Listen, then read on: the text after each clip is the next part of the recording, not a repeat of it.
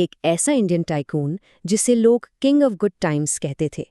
وہ اپنی زندگی کسی بادشاہ کی طرح گزارتا تھا، لیکن آج اسی کا نام انڈیا کی تاریخ کے سب سے بڑے بینک فراڈ کے ساتھ جڑا ہوا ہے۔ یہ کہانی ہے وجے مالیا کی، اور یہ کارپوریٹ گورننس کی ایک ایسی مثال ہے جس سے سیکھنے کے لیے بہت کچھ ہے۔ وجے مالیا کی زندگی کسی شہنشاہ سے کم نہیں تھی۔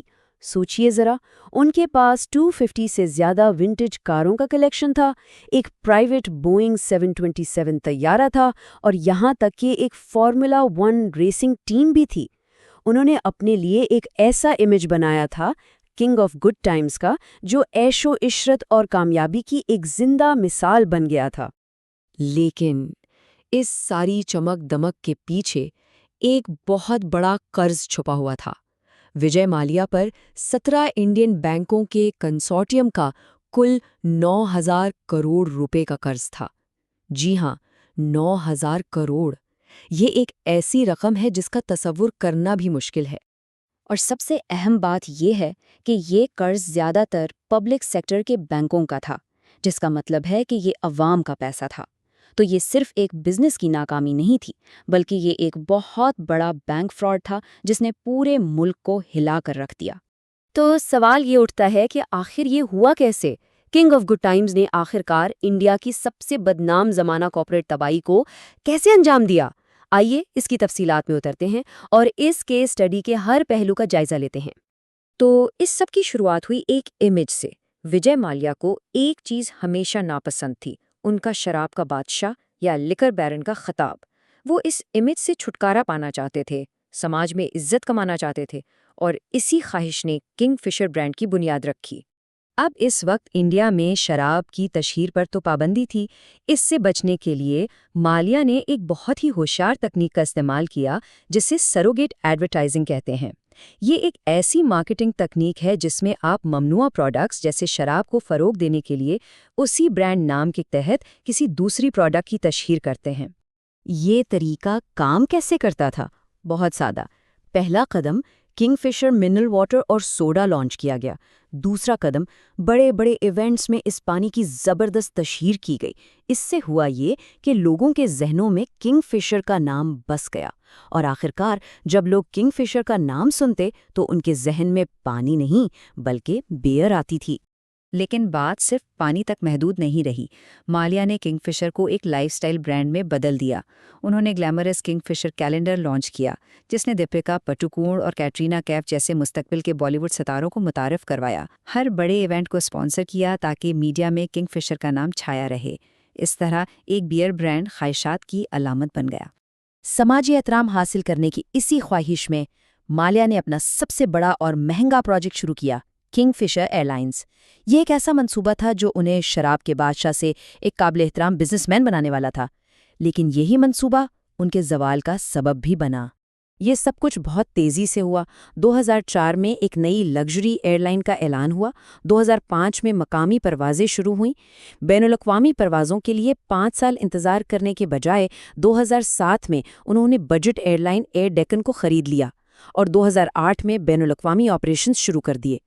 ٹھیک اسی وقت جب عالمی معاشی بحران نے دستک دی، جو کہ رسک مینجمنٹ کے لحاظ سے ایک بہت بڑی غلطی تھی۔ مالیا کا خرچ کرنے کا انداز لاپرواہی کی حد تک تھا۔ ایک بار ایئر بس فیکٹری کے دورے کے دوران سیلز ٹیم میں انہیں ایسے طیارے دکھائے کہ انہوں نے اسی دن $1 ارب کے نئے جہاز خرید لیے۔ یہ فیصلہ منافع کی بنیاد پر نہیں بلکہ محض ایک خواہش پر کیا گیا تھا، جو مالیاتی نظم و ضبط کی مکمل کمی کو ظاہر کرتا ہے۔ ایئر لائن کی کاروباری حکمت عملی حقیقت سے بالکل مختلف تھی۔ ان کا منصوبہ تھا کہ سب کے لیے ایک ہی لگژری کنگ فشر کلاس پیش کی جائے، جبکہ حقیقت یہ تھی کہ زیادہ تر مسافر سستے آپشنز چاہتے تھے۔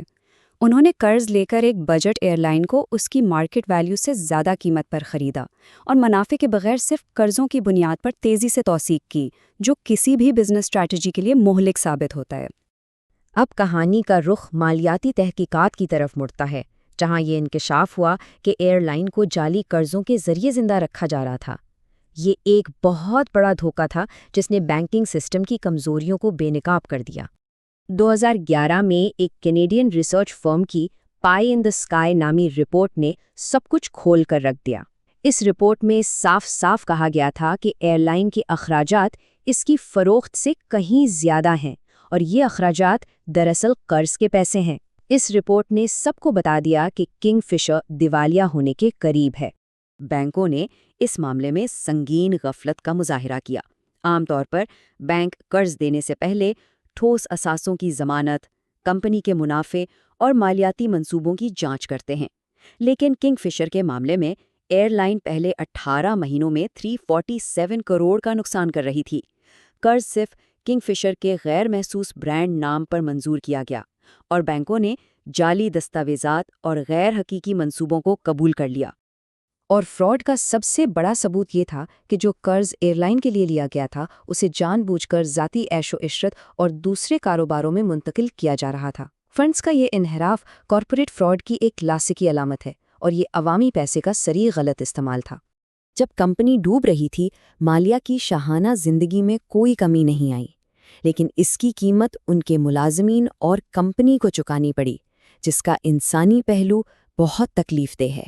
بحران کے دوران 900 سے زیادہ ملازمین کو 6 ماہ سے زیادہ عرصے تک تنخواہیں نہیں ملیں۔ ان کے خاندان شدید مالی مشکلات کا شکار تھے اور ان کا مستقبل تاریک ہو گیا تھا، لیکن کمپنی کے مالک کو جیسے کوئی پرواہ نہیں تھی۔ اس بے حسی کی انتہا دیکھیے۔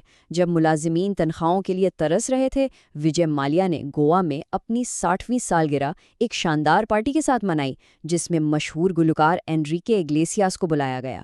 اس پارٹی پر خرچ ہونے والی رقم کا صرف 20% بھی ان کے ملازمین کی 6 ماہ کی تنخواہیں ادا کر سکتا تھا۔ اور پھر آخرکار سب کچھ بکھر گیا۔